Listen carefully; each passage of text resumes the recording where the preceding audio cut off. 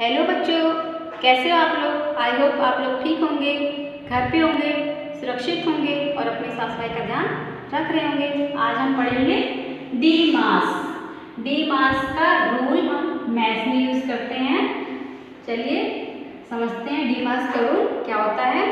देखिए D M A S, D M A S से बनता है डी मास।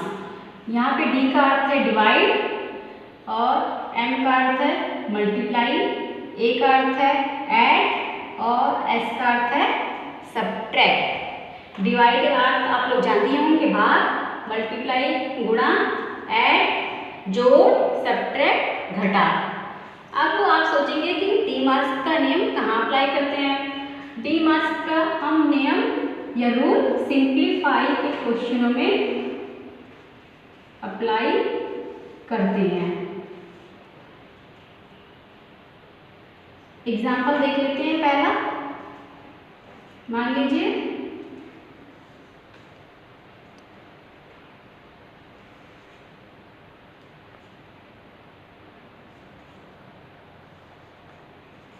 ये क्वेश्चन है 2 जमा 4 भागे 2 गुणा 4 घटा 2।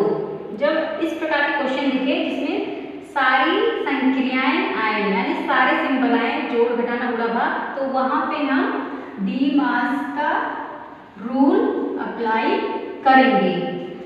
ठीक है, तो पहले आपको करना क्या है, डी मास ऐसे ही लाइन से उतार लेना है। इसके बाद आपको क्या दिख रहा है, D, D stand for divide, M stand for multiply, A stand for add, S stand for subtract. तो पहली लाइन में आपको क्या करना है, डिवाइड। डिवाइड कहाँ दिख रहा है आपको, यहाँ जहाँ पे डिवाइड दिख रहा होगा उसके नीचे आपको लाइन खींच लेनी है और बाकी जो रह गया उसको एज इट इज उतार लेना है। उसको सॉल्व नहीं करना है, उसको हल नहीं करना है, खाली जिसके नीचे आपने लाइन खींची है, जैसे डिवाइड के नीचे लाइन खींची तो उसी को हम हल करेंगे। तो 4 को 2 से भाग करेंगे तो कितनी बार जाएगा, 2 का पारा कितने पढ़ेंगे कि 4 आएगा, 2 दूनी 4। ये जो इसका आंसर आया है इस लाइन के नीचे इसका आंसर लिख देना है। ठीक है, अब जो रह गया उसके बाद उसको एज इट इज उतार लेना है।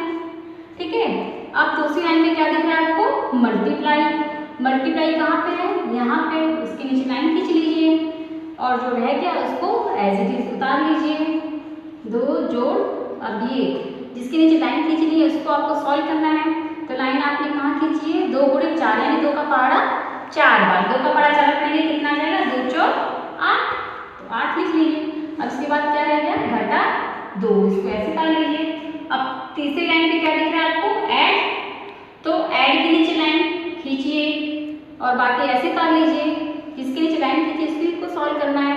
तो 2 में 8 जोड़ेंगे कितना आ जाएगा, 10, तो 10 लीजिए और बाकी ऐसे तार लीजिए।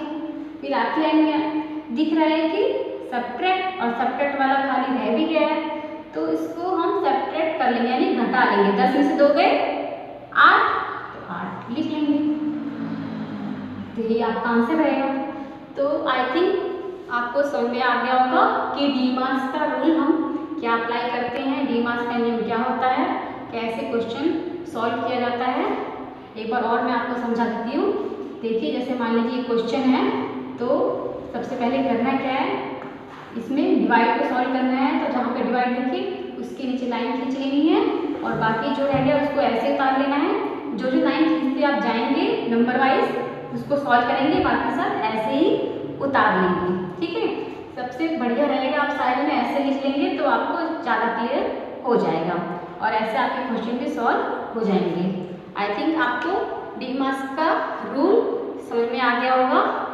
तो अगर आपको मेरी ये वीडियो पसंद आई हो तो आप लोग लाइक कर दीजिएगा, शेयर कर दीजिएगा और अगर मेरे चैनल पे नए हैं तो सब्सक्राइब भी कर दीजिएगा।